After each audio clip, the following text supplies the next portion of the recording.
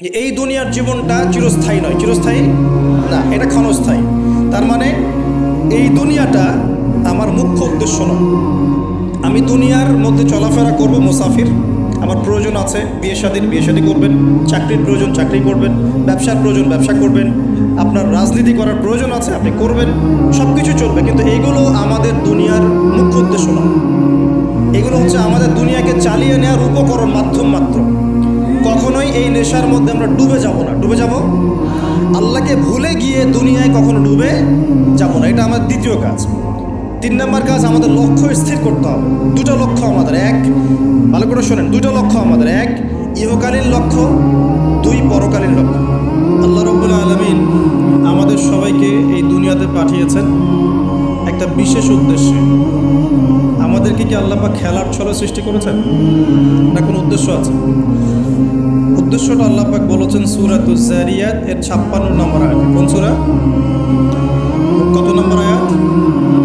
আল্লাহ পাক বলছেন আউযু বিল্লাহি মিনাশ শাইতানির রাজীম, বিসমিল্লাহির রহমানির রহিম। আল্লাহ পাক বলছেন ওয়া মা খালাকতুল জিন্না ওয়াল ইনসা ইল্লা লিয়াবুদুন। আল্লাহ রাব্বুল আলামিন বলছেন, আল্লাহ পাক কি কথা বলেন? বলেন না? অনেকে বলছেন না, আল্লাহ পাক কথা বলেন না। কোরআন কার বাণী? আকিদা পরিষ্কার করেন, কোরআন কি আল্লাহর মাখলুক না আল্লাহর কালাম? মাখলুক মানে কি? সৃষ্টি। আমরা মাখলুক কিনা? কোরআনও কি আমাদের মতোই মাখলুক নাকি কোরআন আল্লাহর কালাম? কালাম শব্দের অর্থ কি? কথা বা বাণী। তার মানে আল্লাহ রাব্বুল আলামিন কথা বলেন, আল্লাহ রাব্বুল আলামিন বলছেন। তার মানে কি আল্লাহ পাক এটা ওহী নাজিল করেছেন। আল্লাহ পাক বলছেন ওয়া মা খালাকতুল জিন্না ওয়াল ইনসা ইল্লা লিয়াবুদুন। আল্লাহ বলছেন আমি জিন আর মানব জাতিকে শুধুমাত্র আমার ইবাদত করার জন্যই সৃষ্টি করেছি, অন্য কোনো কারণে সৃষ্টি করি নাই। এখানে 2টা শ্রেণী পাওয়া গেল, একটা হচ্ছে জিন জাতি, একটা কে? মানব জাতি। জিন জাতিকে আমরা দেখতে পারি, দেখেছেন কখনো জিন? দেখেন নাই, কিন্তু আমাদের সমাজে অসংখ্য জিনগ্রস্ত মানুষ ঘুরে বেড়াচ্ছে।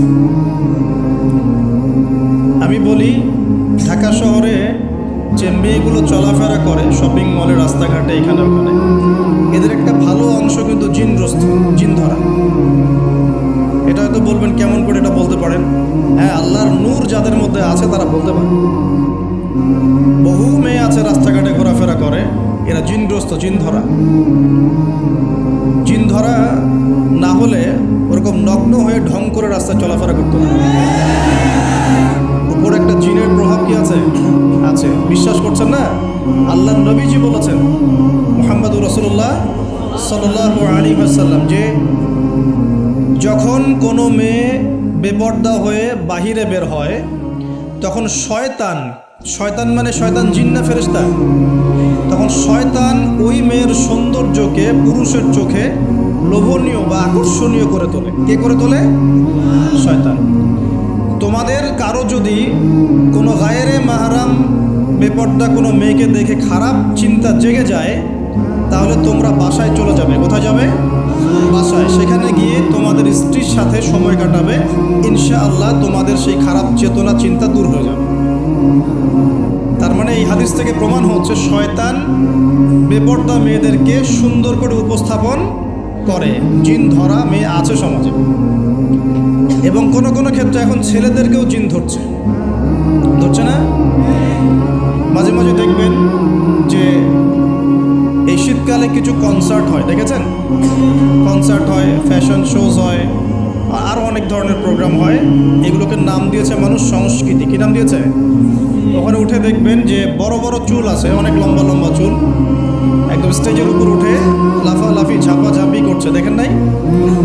মিউজিক্যাল কিছু ইনস্ট্রুমেন্ট নিয়ে, দেখেন নাই? তা আপনার কি মনে হয় এরা সুস্থ? এটা সবার সাথেই জিন শয়তান আছে। কি আছে? আচ্ছা, একটা কথা বলি, কোনো কোনো ক্ষেত্রে ওয়াজ মাহফিলের প্যান্ডেলেও দেখা যায় কিছু কমেডিয়ান, কিছু বাউল, এরা মানুষকে ডিজে জিকির শেখায়, দেখেন নাই?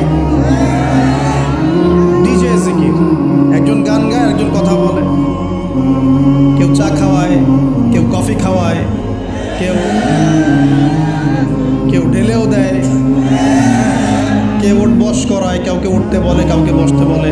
দেখবেন অনেক সময় লোকজন লাফালাফি করছে, বক্তা জিকির করছে, তার উপর হামলে পড়তে যায়।